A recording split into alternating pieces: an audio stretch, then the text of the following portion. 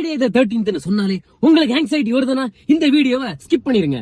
ஏன்? ஃப்ரிகா ட்ரிஸ்கடேகாபோபியான்னு சைக்காலஜில ஒரு டேர்ம் இருக்கு. சிம்பிளா சொல்லணும்னா fear of Friday the 13th.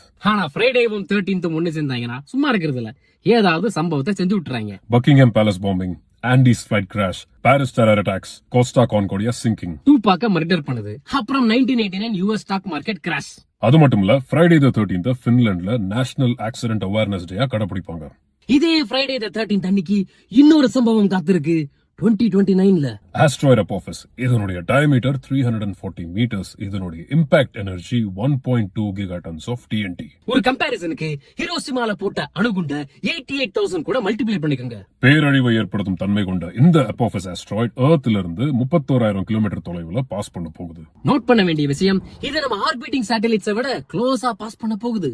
31,000 கேட்கும் போது அதிகமாக இருக்கலாம். எர்த்த ஒரு பாஸ்கெட் பாலாக நினைச்சுக்கோங்க. அதுல இருந்து 4 சென்டிமீட்டர் தொலைவுல அப்பாஃபிஸ் பறக்க போகுது. காஸ்மிக் ஸ்கேல்ஸ் மெஷர்மெண்ட் பிரகாரம் இது ரொம்பவே ஷார்ட் டிஸ்டன்ஸ்.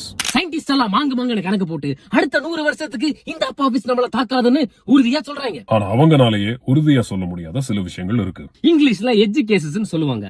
நடக்கும்னு சொல்ல முடியாது, நடக்காதுன்னு சொல்ல முடியாது, ஆனா நடந்தா மட்டும்தான் தெரியும். ஃபார் எக்ஸாம்பிள் 2013ல ஷெல்யாபின்ஸ்க் மீட்டியோர் எர்த் அட்மாஸ்பியரை என்டர் பண்ணி ஸ்கைலியே எக்ஸ்ப்ளோட் ஆச்சு. அதுவும் மிம்பிடிக்காண்டு கிடையாது, 18 மீட்டர் அதனுடைய டயமீட்டர். பல வருஷமா நம்மள நோக்கி வந்துட்டு இருந்துச்சு. ஆனா சயின்டிஸ்ட்னால அதை டிடெக்ட் பண்ண முடியல. ஏன் முடியல? why were scientists not able to detect the Chelyabinsk meteor னு நீங்களே சர்ச் பண்ணி பாருங்க.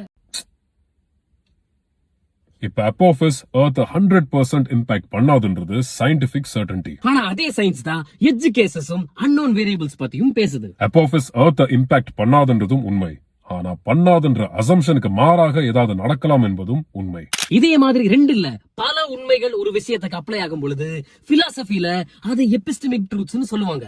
அப்பாஃபஸ் உடைய கரண்ட் ட்ரெஜெக்டரி மாறுது. இது 2029லயோ இல்ல ஃபியூச்சர்லயோ கண்டிப்பா எர்த் வந்து அடிக்க போகுதுன்னு கண்டுபிடிச்சிட்டாங்கன்னா அடிச்சா உலகமே க்ளோஸ்ன்ற சூழ்நிலையில இத கவர்மெண்ட்டும் கார்ப்பரேட்டும் நம்ம கிட்ட சொல்லுவாங்களா மாட்டாங்களா?